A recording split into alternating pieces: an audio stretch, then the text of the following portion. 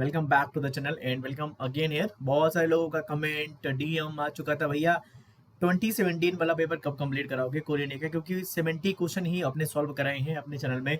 बाकी के 30 क्वेश्चन कौन कराएगा, बहुत सारे लोगों का कमेंट मेरे को आ चुका है। ठीक है, तो लो भाई, आपके कमेंट के अनुसार हम आपका जो रिमेनिंग 30 क्वेश्चन है वो भी करा देते हैं। बट आप लोगों से एक रिक्वेस्ट रहती है, you are not liking the video even though मुझे पता व्यूज कम है, 300-200 व्यूज हैं, फिर भी मैं आपके लिए बना रहा हूँ, क्योंकि जो भी 20-25-50 बच्चा देख रहा हो, अगर आपको अच्छा लगता है video, you should like and comment, and आपको जो भी डिफिकल्टी होती है you can share and don't forget to subscribe, क्योंकि it is taking lot of hard work to create PPTs for you and then solving the question. Okay, even though your आप समझदार हो। बढ़ते हैं आगे क्वेश्चन नंबर 71 पे। उसके पहले अब देखो यार, बहुत सारे लोग बोलेंगे कि सर चल क्या रहा है, 2020 का किसी आईएल का पेपर हमने सॉल्व कराया है, 2017 का करा रहे हैं कोर सब्जेक्ट, उसके बाद हम एप्टी रीजनिंग वाले पार्ट पे आएंगे। एंड अगर आपको बहुत ज्यादा और प्रैक्टिस क्वेश्चन चाहिए, लाइक यू वांट कि सर मुझे उस लेवल का टेस्ट सीरीज चाहिए, उस लेवल की प्रैक्टिस क्वेश्चन चाहिए जहां से मैं कोल इंडिया की अच्छी प्रिपरेशन कर सकूं, तो हमने बनाए हैं ऑल इंडिया मॉक टेस्ट, जहां पे आपको 1400 प्लस क्वालिटी क्वेश्चन मिल रहे होंगे। लिंक आपको डिस्क्रिप्शन में मिल रही होगी टेस्ट सीरीज की, एंड पिन कमेंट में जाके चेक कर सकते हो। Subject wise topic wise test हैं एंड फोल्डर टेस्ट भी हैं, आप कभी भी टेस्ट कर सकते हो लाइव होने के बाद। ठीक है, एंड आपकी तब भी आपको सोल्यूशन मिलेगा, रैंकिंग मिलेगा, तो सोल्यूशन वगैरह सब कुछ है, जाके एक बार चेकआउट कर लेना। आगे बढ़ते हैं क्वेश्चन नंबर 71 पे। ठीक है, चलो। So question number 71, this is a part 7 और 8 जो भी होगा आप देख लेना। Consider an information exchange scenario where Anthony is the sender and Bond is the intended recipient of the data. Match the following appropriately. Okay, हमारे पास Anthony है, हम एंथोनी को ए बोल देते हैं और बॉन्ड को बोल देते हैं बी। इन दोनों के बीच डेटा एक्सचेंज क्या होना है, डेटा एक्सचेंज होना है with the channel. Channel means this is a medium, it can be the air, it can be like physical channel, इन दोनों के बीच में शेयर होना है, ऐसा समझ लो। ठीक है, सो हमें लिस्ट 1 और लिस्ट 2 के अकॉर्डिंग बताना है कि कौन सी प्रॉपर्टी किसकी है। Actually this question is of the network security. ठीक है, नेटवर्क सिक्योरिटी है, और नेटवर्क सिक्योरिटी अगर आपने बीटेक में पढ़ा होगा तो ये क्वेश्चन आप सॉल्व कर सकते हो, बहुत ईजी क्वेश्चन है। ठीक है, मैसेज ऑथेंटिकेशन का मतलब आपको क्या होता है? मैसेज ऑथेंटिकेशन का मतलब होता है कि आपको पता होना चाहिए कि आप किसको भेज रहे हो, एक ऑथेंटिकेट यूजर होना चाहिए जिसको भेज रहे हो। अगर मैं बात करूं, आप किसी भी आप अपने बैंक में जब लॉग इन करते हो, ठीक है, आप कोई भी यूजर आईडी पासवर्ड डाल के लॉग इन नहीं कर सकते हो। You have to log in with your credentials, log in ID and password. This is the method message authentication, मतलब आप एक ऑथेंटिकेटेड पर्सन को, आप जिसको जानते हो उसको ही आप एक्सेस कर दे रहे हो, या कि आप डेटा सेंड कर रहे हो। सो यहाँ पे देखो, on the D must do not be able to deny sending a message that, ये तो नहीं होता है। ठीक है, the message must arrive at the bonds site exactly as it was sent. So actually अगर मैं इनसे देखने की बात करूँ, ठीक है, तो ऑप्शन लिस्ट 2 से देखता हूँ तो ज़्यादा ईजी होगा हमारे लिए। ठीक है, Anthony must not be able to deny sending a message that he or she in fact did send. So this is the message non-reputation. Message non-reputation. He should not deny. He can't deny like that. This is the message reputation. So fourth का हमारा हो जाएगा A. तो fourth का क्या हो जाएगा A. B पे आते हैं, the message must arrive at the bond side exactly as it was sent. This is the integrity. This is the integrity. Integrity. So हमारा बी जो हो जाएगा मैसेज इंटीग्रिटी, बी का हो जाएगा, थर्ड थर्ड का हो जाएगा हमारा बी। मैसेज इंटीग्रिटी बोलता है कि जो मैसेज हम सेंड कर रहे हैं वही हमारा एग्जैक्ट पहुंचना चाहिए, कोई चेंजेस नहीं होने चाहिए। The bond needs to swear of Anthony's side identity and that an imposter has sent the message. This is the message authentication. So message authentication. So one का हमारा पास हो जाएगा सी का message authentication. ठीक है, हमारे पास the transmitted message must take sense only to bond no and to all others it must be garbage. Okay, so हमारा जो कॉन्फिडेंशियल का मतलब ये होता है, हमारा जो कॉन्फिडेंशियल हो गया डी का हमारा हो जाएगा सेकेंड। तो यहाँ पे देख सकते हो, पहले का हमारा है ऑप्शन सी, पहले का ऑप्शन सी है, दूसरे का डी, पहले का सी दूसरे का डी, मतलब ये दोनों होंगे, तीसरे का बी मतलब ये, और चौथे का हमारा ए मतलब ऑप्शन नंबर 3। ठीक है, कॉन्फिडेंशियल का मतलब आपको पता होना चाहिए। कॉन्फिडेंशियल का मतलब ये होता है, अगर मैं दो लोग बात कर रहे हैं, बात कॉन्फिडेंशियल होनी चाहिए, किसी को शेयर नहीं करनी चाहिए, दूसरों के लिए वो बात समझ में नहीं आनी चाहिए। Suppose that me and my friend is talking something, like मैं किसी की चुगली कर रहा हूँ, तो दूसरे का पता नहीं होना चाहिए कि वो क्या चुगली कर रहा है, उसके लिए वो बिना मतलब की बात होनी चाहिए। This is the confidential. बहुत ही इजी क्वेश्चन था ये, क्वेश्चन तो सॉल्व करने वाला क्वेश्चन था। Option number 3 is correct. So here I have written all this solution also. PDF आपको हमारे चैनल में मिल जाएगा टेलीग्राम में, लिंक डिस्क्रिप्शन में उसका भी है। ठीक है, चलो क्वेश्चन नंबर 72 पे आते हैं, 72 पे। If the address of the operand, this is the from the COA, operand आ गया मतलब कंप्यूटर ऑर्गेनाइजेशन आर्किटेक्चर का हो गया। If the address of the operand is embedded in the instruction code itself, then the addressing mode is termed as okay.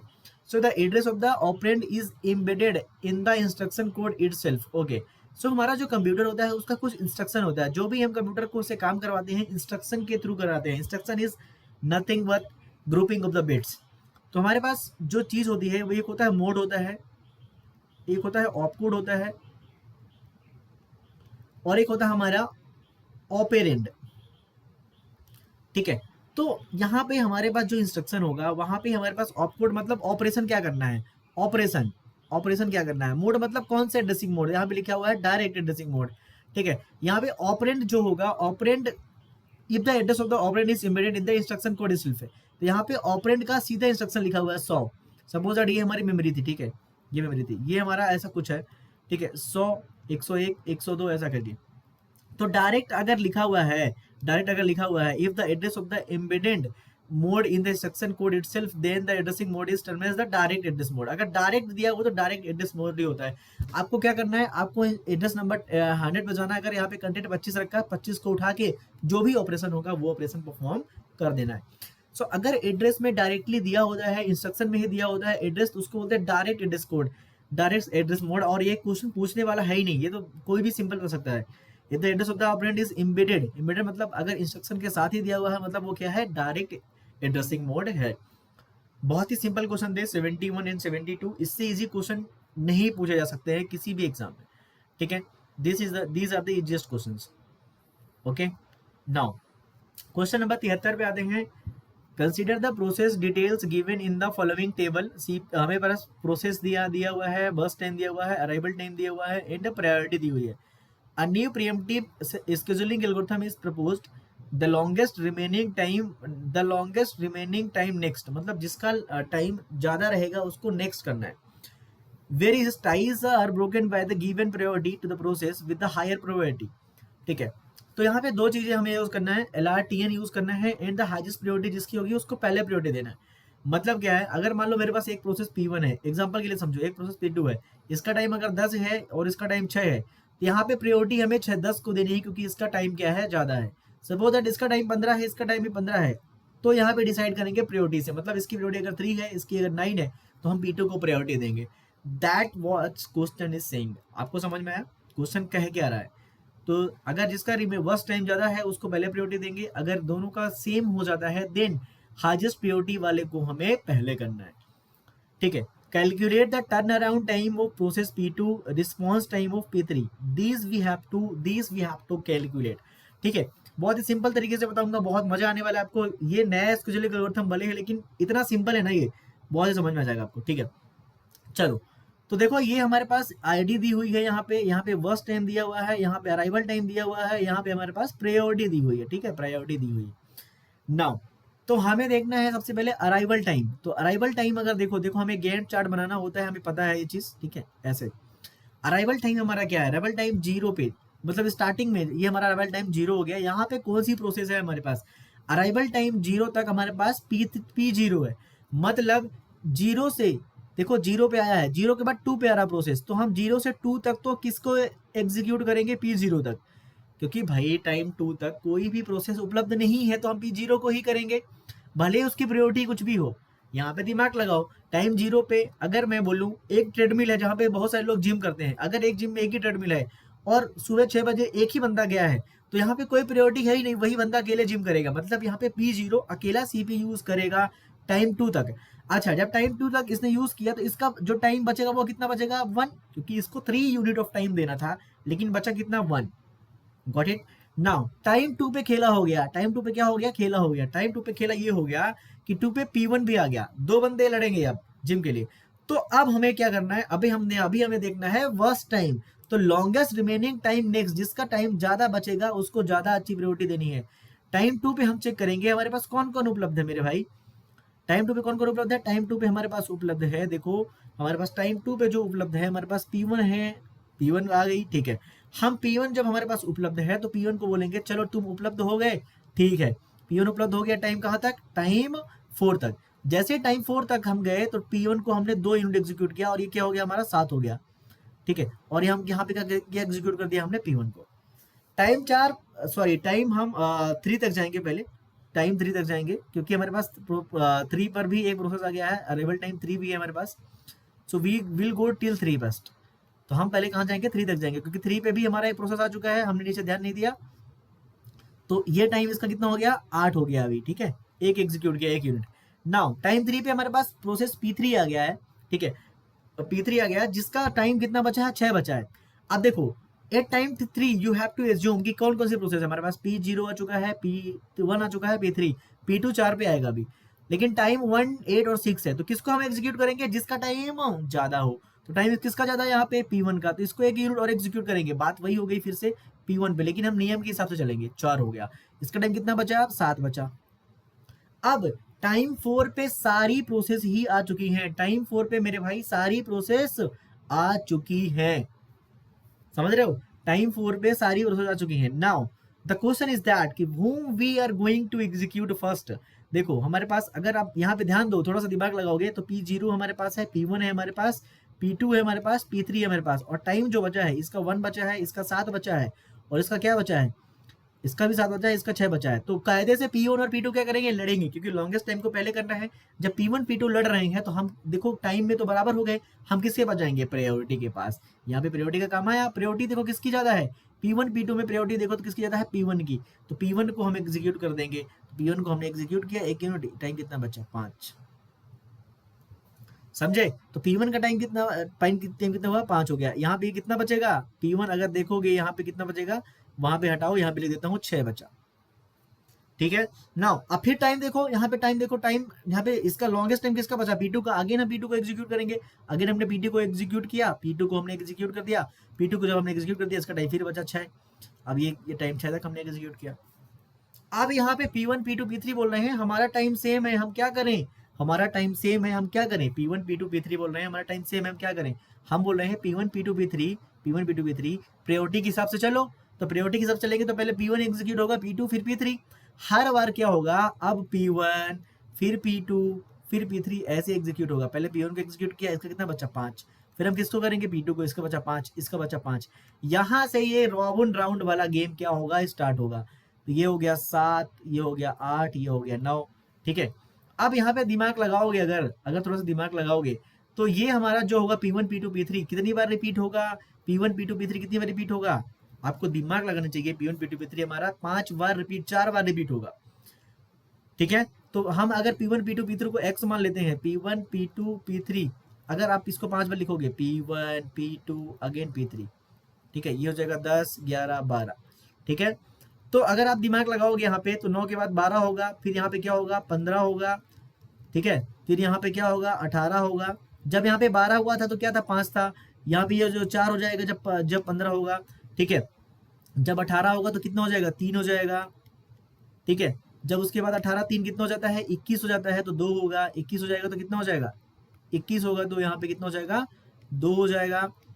जब 21 3 कितना हो जाएगा, 24 हो जाएगा, तो 24 हो जाएगा तो यहाँ पे कितना हो जाएगा, 1 हो जाएगा, ठीक है। 24 3 27 हो जाएगा, 27 हो जाएगा तो यहाँ पे कितना हो जाएगा, 0 0 0 हो जाएगा, ठीक है ना। हमारे पास P1 बचेगा, P0 को हम क्या करेंगे, लास्ट में क्या कर देंगे, 27 से 28 एग्जीक्यूट कर देंगे। टोटल वर्स्ट टाइम 28 होना चाहिए। 9 3 12, 12 7 कितना होता है, 9 3 12, 12 7 19 6 25 ही हो रहा है वर्स्ट टाइम अपना। We have done some mistake. 9 3 12, 12 7 19 6 25, okay, something we have done wrong और what we need to check. 12 6 18 7 25 ही होना चाहिए हमारा टाइम, लेकिन 28 आ रहा है वर्स्ट टाइम। हमारा जो एग्जीक्यूशन टाइम आ रहा है वो 28 आ रहा है। Why it is coming 28? Okay, let me check, cross check. हमें क्रॉस चेक करना चाहिए, क्या करना चाहिए, ठीक है। यहाँ पे 6 हुआ था, हम आई थिंक एक बार हमने ज़्यादा लिख दिया होगा इसलिए ये ऐसा आ रहा है, but let me check. 9 3 12 3 15 3 18 3 21 3 24 3 27, maybe I have done some calculation mistake, you can check but you can understand the method कि कैसे हमें क्वेश्चन को सॉल्व करना था लॉन्गेस्ट रिमेनिंग टाइम फर्स्ट में। तो ऐसे क्वेश्चन को आप एग्जाम में छोड़ भी सकते हो। मैं थोड़ा बहुत कैलकुलेशन मिस्टेक क्या हो गई होगी मेरे से, वट एवर हैपेंड, आप एक बार कैलकुलेशन मिस्टेक चेक कर लेना कहाँ पे हुई है मेरे से, ओके। और आंसर क्या होगा ये बताना, ये वीडियो ज़्यादा लेंदी हो जाएगा, इसलिए मैं आपको मेथड बता चुका हूँ, बट कहीं पे कैलकुलेशन मिस्टेक होगी क्योंकि पहली बार सॉल्व कर रहा हूँ। तो you can check and you can tell me okay in the comment section कि what is the answer. And अगर आंसर चाहिए आपको तो answer number option number 1 is the option. ठीक है, ठीक है, तो option number 1 is the correct answer. ठीक है, so I hope you got it. Okay, so हम शायद प्रायोरिटी पे कहीं पे अगर हमने मिस्टेक कर दी होगी, कहीं पे कुछ भी हो सकता है, आप एक बार चेक कर लेना एंड बताना। ठीक है, सॉल्व करके। बहुत ही लेंदी क्वेश्चन था ये। ठीक है, लेंदी क्वेश्चन, ऐसे क्वेश्चन छोड़ भी सकते हो एग्जाम में, ऐसा नहीं कि आप मतलब सॉल्व ही करना है आपको। ठीक है, तो या under normal circumstances the cardinality ratio of the binary relationship right relating author the book entities is okay. Normal circumstance मान के चलते हैं हम, तो कार्डिनलिटी रेशियो क्या होगा of the binary relationship right relating author. तो यहाँ पे अगर हमारे पास राइट है और इधर हमारे पास ऑथर है, ठीक है, और इधर ऑथर मान सकते हो, ऑथर और इधर राइट। ठीक है, तो you know that one author can suppose that author is 1 A1 A2 A3 A4। ठीक है, और यहाँ पे बुक नंबर 1 है, B2 है, B3 B4। We know that कि A1 can write B1 also, B2 can write also, and A3 B3 can be written by A1 A2 A3। So this is the M ratio N। मतलब एक जो हमारा author होता है वो बहुत सारी बुक्स लिख सकता है, और एक बुक को कई ऑथर मिलके भी लिख सकते हैं। ठीक है, so it is a m ratio many to many relation actually, this is the m ratio n, this is a very simple question। ठीक है, so this is the under normal circumstances हम मान के चलते थे, इसलिए ये क्या हो गया m ratio n हो गया। ऐसा हमें मानना चाहिए और ऐसा होता भी है रियल लाइफ में। ठीक है, if t is a binary tree with n nodes then the number of levels is at least। तो अगर हमारे पास n nodes होते हैं तो नंबर ऑफ लेवल्स जो होता है वो होता है log टू n+1। बेस्ट तरीका क्या है, आप अलग अलग तरीके की ट्री बना लो। ठीक है, ये और ये तो सीधा कट हो जाते हैं ऑप्शन से ही। ठीक है, आप नॉर्मल ट्री बनाओ, ऐसा ट्री बना के चेक कर सकते हो, ऐसा ट्री बना के चेक कर सकते हो। ठीक है, और अगर आपको ऐसा बनाना है, ऐसा भी बना के चेक कर सकते हो एन की वैल्यू लेके, तो you can check it. So option number 1 is correct, these all are the incorrect. So N की वैल्यू लेके भी चेक कर सकते हो। ठीक है, so this is a very easy question, बहुत इजी क्वेश्चन है। ठीक है, ऑप्शन एन लेके, एन की वैल्यू लेके आप चेक कर सकते हो। Which of the following declares pf is a pointer to a function which returns an integer quantity and requires two integer argument। ठीक है, तो integer argument हमें which declares pf as a pointer to a function। Okay, so अगर हमें return करना है int, तो int तो लिखेंगे ही। अगर पॉइंटर टू ए फंक्शन है तो pf स्टार लिख के हम ब्रैकेट में लिखेंगे, और अगर हमारा आर्गुमेंट इंट है तो इंट कॉमा इंट लिखेंगे। सो ऑप्शन नंबर मैच कर लो कौन सा है। इंट स्टार भी गलत, अगर फंक्शन के लिए पॉइंटर अगर है, पॉइंटर टू ए फंक्शन है तो हमें ब्रैकेट में लिखना पड़ेगा। This is the correct, this is these all are the incorrect option. तो 76 का ऑप्शन नंबर 2 सही होगा। ठीक है, चलो, the output of the following C language code is void main character array है 10 का, फिर एरे में वर्ड कर दिया, गलत हो गया यहीं पे ही। अगर आपने कैरेक्टर एरे करके आपने बना दिया array, then you can't modify, you can't modify. Array को हम मॉडिफाई नहीं कर सकते हैं। मतलब एरे में हमने एक कैरेक्टर एरे बनाया, फिर एरे में हम वर्ड डाल रहे हैं, एरे के इंडेक्स पे जाके वैल्यू चेंज कर सकते हो, बट एरे के एड्रेस को आप डायरेक्टली चेंज नहीं कर सकते हो। So these all are the incorrect, this is the correct. Error आएगा भाई, एरे 2 बार डिक्लेयर कर रहे हो आप पहले तो एक एरे बनाया आपने, फिर आप स्ट्रिंग डाल रहे हो एरे में, दिस इज द इनकरेक्ट। ऐसा करना पाप है। ठीक है, गलत बात है।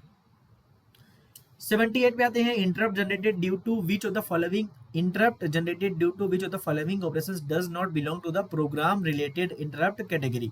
प्रोग्राम से जो प्रोग्राम रिलेटेड इंटरप्ट होते हैं, मतलब आप बोल सकते हैं कि सिस्टम कॉल्स होते हैं, सिस्टम कॉल्स होते हैं, वो कौन सा नहीं है इनमें से। सिस्टम कॉल मतलब प्रोग्राम रिलेटेड अगर आपका इशू हुआ तो डिवीजन बाय जीरो, ये तो एरर आएगा डिवीजन बाय जीरो, प्रोग्राम से ही, प्रोग्राम में आप लिख सकते हो डिवीजन बाय जीरो, इसलिए एरर आएगा। Attempt to execute an illegal machine instruction, ये भी इलीगल मशीन इंस्ट्रक्शन अगर आप एग्जीक्यूट करोगे तभी ये प्रोग्राम में ही लिखा होगा वो कोड ऐसा। Memory parity error, parity error, this is the incorrect, ये हमारा प्रोग्राम में नहीं है। मेमोरी पैरिटी मतलब ये हमारा हो जाएगा फिजिकल एक तरह से error. Reference outside users allocated memory space, this is the segmentation fault. आपको पता है सेगमेंटेशन फॉल्ट जो होता है, पेज फॉल्ट जो होता है, वो इसके कारण होता है। सो ऑप्शन नंबर 3 इज करेक्ट। और ये क्वेश्चन तो आप पढ़ के भी, अगर आप कंप्यूटर साइंस के हो तो आप आसानी से आंसर कर सकते थे। Okay, 79 the counter implemented by the following circuit diagram where inputs to the NAND gate are the outputs of the BC flip flops, where the inputs to the NAND gates are the output to the BC flip flops, B and C flip flop, where the inputs to the NAND gate, जो ये हमारा NAND gate है उसके input जो है हमारा are the outputs of the BC flip flops. Okay, B and C का flip flop जो है वो नैंड गेट का हमारा क्या है, इनपुट है। ठीक है, हम करके देखते हैं इसको। ठीक है, तो स्टार्टिंग में जे और की वैल्यू जो हमारी दी है वो 1 दी हुई है। ठीक है, स्टार्टिंग स्टेट हम कुछ भी मान सकते हो आप, कुछ भी जो भी मानना हो। तो आपके पास 3 यहाँ पे फ्लिप फ्लॉप है, 1 है, 2 है, 3 है। ठीक है, तो इसका जो हमारा कैरेक्टरिस्टिक हमारा जो भी इक्वेशन बनेगा, इसका जो भी इक्वेशन बनेगा उसके अकॉर्डिंग आप चल सकते हो। ठीक है, तो आप इसको स्टार्टिंग में अगर आप जे और के की वैल्यू देखो, जे और के की वैल्यू आपको कहाँ से मिल रही है, आपको कहाँ से जे और के की वैल्यू कहाँ से मिल रही है। यू कैन सी दैट कि जे और के की वैल्यू दी नहीं है, तो आप कुछ भी मान सकते हो। तो यहाँ पे जो होगा, हमें जे का पहले हमें आउटपुट पता होना चाहिए, जे एक्सॉर जे Q1 कॉम्प्लीमेंट प्लस के कॉम्प्लीमेंट Q1 होता है जे के का। ठीक है, और अगर आप इसको ये वाला इनपुट दोगे बी को और इसको ये वाला इनपुट दोगे सी को, तो हमारा जो ए का जो आउटपुट होगा वो इसका क्या बनेगा, इनपुट बनेगा। सो अगर आप इसको सॉल्व करोगे तो इसका आंसर आएगा mod 6 काउंटर। क्वेश्चन बहुत लेंदी है, इसलिए मैं सोल्यूशन लेके आया हूँ। ठीक है, सो यहाँ पे सोल्यूशन आप पढ़ सकते हो। The circuit uses 3 JK flip flops J and K1, so each flip flop toggles formatting a 3 bit ripple counter. 3 bit ripple counter में हमारे पास कितनी स्टेट होंगी, 2 power 3, that is 8। But outputs B and C are connected to the NAND gate whose input output is applied to the active low CLR input of all flip-flops. When the count reaches 110, B is equal to C is equal to 1 हो जाएगा and the NAND gate output becomes 0। तो आप देख सकते हो कि जो counting sequence आएगा 0 1 2 3 4 5 एंड 6, 0 तक ही आएगा, फिर से 6 तक ही आएगा हमारे पास। ठीक है, आगे नहीं बढ़ेगा 0 से 5 तक। तो this is a mod 6 counter and this is also a lengthy question. ऐसे क्वेश्चन आप 1 नंबर के जो क्वेश्चन होते हैं आप वहां पे सॉल्व नहीं कर सकते हो, क्योंकि वहां पे आपके पास टाइम का कंस्टेंट होगा। तो जो क्वेश्चन हमने 2 सॉल्व किए आज, एक वो हमारा ओएस का क्वेश्चन और ये क्वेश्चन, ये ऐसे क्वेश्चन आप तुक्का जरूर मार दो क्योंकि नेगेटिव नहीं है, बट पहले अटेम्प्ट में इनको सॉल्व मत करना। तो these are the lengthy questions. Okay, question number 80, what will be the minimum hamming distance for the following coding scheme. तो हमारा जो कोडिंग स्कीम है इसके लिए क्या मिनिमम हैमिंग डिस्टेंस होगा। तो आप इसको ए मान लो और बी मान लो, सी मान लो, डी मान लो, सबके बीच में निकालोगे अगर हैमिंग डिस्टेंस, जैसे इन दोनों के बीच में हैमिंग डिस्टेंस कितना है, इन दोनों के बीच में तो कितने बिट डिफरेंट है यहाँ पे। तो देखो 1 2 3 4, इसमें कितना है, 4 है ए बी के बीच में। मिनिमम पूछा है तो मिनिमम 2 मुझे दिख रहा है, आपको कहीं भी दिख रहा हो तो आप बता सकते हो मिनिमम 2 कहाँ पे दिख रहा है आपको। So minimum 2 you can see, minimum 2 is where you can see here, minimum 2 C और डी के बीच में। यहाँ पे एक डिफरेंस, यहाँ पे एक डिफरेंस नहीं है, यहाँ पे नहीं, यहाँ पे नहीं है, तो मिनिमम कितना जाएगा 2। So minimum is 2। तो आप A B, A C, A D, B C और बी डी और सी डी, इन सब के बीच में डिफरेंस चेक करोगे तो मिनिमम जो आएगा वो 2 ही आएगा हैविंग डिस्टेंस। हैविंग डिस्टेंस मतलब कितने नंबर ऑफ बिट्स क्या है, डिफरेंट है, that's it, in the position, that's it, that is the having distance. 81, in clustering index the number of index entries is same as the number of in the index clustering। in clustering index देखो cluster कैसे बनता है, अगर मेरे पास index ऐसा है 1 1 1 2 2 3 4 4 4 4 4 ऐसा है, so the number of index entries is same as the number of, इसका एक इंडेक्स बनेगा, इसका एक इंडेक्स बनेगा, इसका एक इंडेक्स बनेगा, इसका एक, कितने बनेंगे, 4 बनेंगे। So distinct index field values is the answer. जितने भी हमारे पास number of different field values होंगी उतने नंबर ऑफ क्या बनेंगे, एंट्रीज बनेंगी in the index of the clustering index. ठीक है, this is the meaning of clustering. So this is the option number 4 is correct, option question number 81। Question number 82 पे आते हैं, which of the following operators can be used if a portion of a given bit pattern needs to be copied to a new word while the reminder of the new word is filled with zeros. बहुत ही simple, देखो अगर हमारे पास code word है 0 1 1 1 1 1 1 0 1 0 1 0 ऐसा है। ठीक है, ये हमने कितने बिट का ले लिया है, 1 2 3 4 5 6 7 8 9 10 11 12 13 14 का लिया है। ठीक है, अगर मैं बोलता हूँ सर मुझे इतना सब कुछ क्या करना है, कॉपी करना है। ठीक है, इतना क्या करना है, कॉपी करना है, कितने बिट, 1 2 3 4 5 6 7 8, लास्ट की 8 बिट मुझे क्या करना है, कॉपी करना है। तो मैं सिंपल क्या करूंगा, एक मास्क लगाऊंगा, लास्ट की एक बिट, लास्ट की जो 8 बिट होंगी 1 2 3 4 5 6 7 8 एंड स्टार्टिंग के जो 6 बिट्स हैं उनमें क्या पुट कर दूंगा, 0। This is called mask. तो मैं एक ऐसा मास्क चूज करूंगा कि जितनी बिट मुझे लास्ट की कॉपी करना है उसको क्या कर दूंगा, उसमें एक मास्क यूज करूंगा और उसमें क्या करूंगा, लास्ट की उतनी बिट 1 कर दूंगा। अब इसका आप क्या कर दो, एंड कर दो। एंड करोगे तो इसका एंड करोगे तो 1 आएगा, ये कितना आएगा, 0 आएगा, कितना आएगा, 1 आएगा, ये कितना आएगा, 0, ये 0, ये 1, ये 1, ये 1, ये जो बिट है ये देखो बराबर है, और ये कितना जाएगा इधर, 0 0 0 0 आ जाएगा। तो हम स्टार्टिंग के जो लास्ट की 8 बिट है इसको क्या कर लेंगे, कॉपी कर लेंगे। अच्छा, किसी के दिमाग में आएगा कि सर ये कौन सा एंड कर रहे हैं, this is the bit wise and, not a logical and. So this is the bit wise and, not logical and. Bit wise और तो कर ही नहीं सकते यार, और करोगे तो सब ये सब कॉपी हो जाएगा इधर, तो और तो कर ही नहीं सकते हो, ठीक है।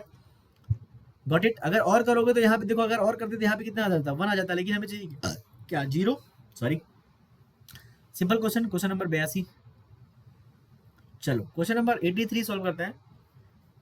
Late each process P1 P2 up to P7 execute the following code. हमारे पास एक कोड है जो कि P1 और P2 और P3 P7 P1 P2 up to P7 process क्या कर रहे हैं, एग्जीक्यूट कर रही है। The process P8 executes the following code. P8 जो है ये वाला कोड क्या कर रही है, एग्जीक्यूट कर रही है। What is the maximum number of processes that can be present in the critical section at any point of time, given that the initial value of the binary same for variable mutex is 1? So value of the mutex is 1 at the starting. Okay.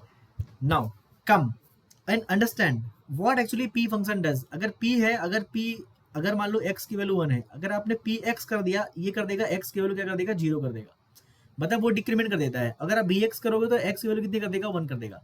Binary swap हो रहा है तो value कितनी हो सकती है, 0 1। तो v अगर 1 पे अप्लाई करोगे, अगर मान लो मैं वो बात करूं, अगर x की वैल्यू 1 है, x की वैल्यू 1 है, ठीक है, अगर आप bx करोगे तो वैल्यू x की 1 ही रहेगी, क्योंकि बाइनरी स्वेप हो रहा है। अगर आपने px किया तो x की वैल्यू कितनी हो जाएगी, 0 हो जाएगी। समझे बात को। तो वैल्यू अगर v मतलब क्या करता है, इंक्रीमेंट करता है, p मतलब क्या करता है, डिक्रीमेंट करता है। अब आते हैं क्वेश्चन में, समझ में आ गया होगा आपको, ठीक है। चलो तो आप क्लियरली अगर आप ऑब्जर्व करोगे, यहाँ पे दिमाग लगाओगे थोड़ा सा, सपोज दैट मैंने क्या किया, मैंने कहा P1 भाई तुम जाओ और एंजॉय करो इसमें, तो म्यूटेक्स की वैल्यू स्टार्टिंग में कितनी है, 1 है, ठीक है। m की वैल्यू p गया, p ने m की वैल्यू कितनी कर दी, 0 कर दी, क्रिटिकल सेक्शन के अंदर गया, मजे कर रहा है, ठीक है। नाउ अब हमने कहा कि अब भाई ये तो m की वैल्यू 0 हो गई भाई, अब क्या करें, अब तो p ने तो पूरा काम भी कर दिया। तब P8 बोलता है कि भाई रुको, P8 क्या बोलता है, रुको मुझे काम करने दो, मुझे काम करने दो। मैं क्या करता हूँ, v म्यूटेक्स कर देता हूँ, मतलब मैं v अप्लाई कर दूंगा m पे, तो वैल्यू कितनी हो जाएगी, m पे 1। अब P8 क्या किया, फिर मजे किया, ठीक है। अब P8 ने जब मजे किए, अब उसके बाद फिर m कितना हो जाएगा हमारा, m कितना हो जाएगा, फिर m 1 हो जाएगा। अब P2 फिर मजे करेगा, जब P2 मजे करेगा, P8 बोलेगा अच्छा तू मजे कर रहा है, रुक मैं फिर कर देता हूँ 1। तो actually P1 P2 P3 P8 अब तो सारी प्रोसेस चली जाएंगी P8 की वजह से। क्यों? क्योंकि P8 में जो एंट्री और एग्जिट का जो फंक्शन है वो दोनों क्या है, v है, v ऑफ x है, मतलब क्या है, इंक्रीमेंट है, डिक्रीमेंट कर ही नहीं रहा P8। तो P8 बोलेगा मैं सबको कोशिश करूंगा अंदर डलवाने की। तो हमारी जो P1 से P8 तक प्रोसेस है, सारे प्रोसेस ही अंदर क्रिटिकल सेक्शन में मजे कर सकती हैं एक साथ। तो 8 इज द आंसर। समझ में आया क्यों? क्योंकि यहाँ पे हमारे पास P8 का कोड क्या है, डिफरेंट है। समझ में आया होगा आपको।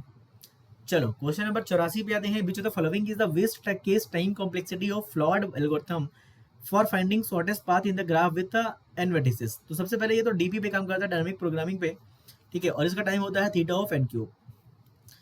अगर आपने एल्गोरिथम नहीं पढ़ा है तो मैंने पूरा पढ़ाया हुआ है एल्गोरिथम, अपने चैनल पे जाके देख सकते हो, प्लेलिस्ट आपको मिल जाएगी मेरे चैनल में एल्गोरिथम की, ठीक है, फ्लॉड वेर्सल वगैरह सब कुछ समझाया है। Okay question number 85, state true और false for the following. So this is from the electronics part, और 2017 में शायद सिलेबस में इलेक्ट्रॉनिक्स का सिग्नल वाला पार्ट भी रहा होगा। So I am not going to solve this, option 1 is correct for this, and this is outdated, you can discard it, outdated, you can discard this question, and you can you need not to solve this question. Okay, now मैं थक चुका हूँ, अभी 15 question ही solve किए मैं, लेकिन next जो 15 question होंगे रिमेनिंग वो मैं सॉल्व करूंगा। यहाँ तक पहुंचे हो लाइक करके जाना एंड सब्सक्राइब करके, एंड ऑल्सो जो क्वेश्चन हमने छोड़े हैं, दो जेके फ्लिप फ्लॉप वाला अच्छे से सॉल्व नहीं किया मैंने, एंड द ओएस वाला, दोनों का आंसर आप लेके आना, कमेंट करके बताना सॉल्व करके, नहीं बनेगा तो टेलीग्राम में पूछ लेना मेरे से, ठीक है। टेस्ट सीरीज का लिंक आपको डिस्क्रिप्शन में मिल ही रहा होगा, जाके चेक आउट कर सकते हो। 15 क्वेश्चन रह चुके हैं, फिर वन शॉट वगैरह वीडियोस भी डाल रहा हूँ मैं, और वो भी डालूंगा। थैंक्स फॉर वॉचिंग, मिलते हैं नेक्स्ट वीडियो में।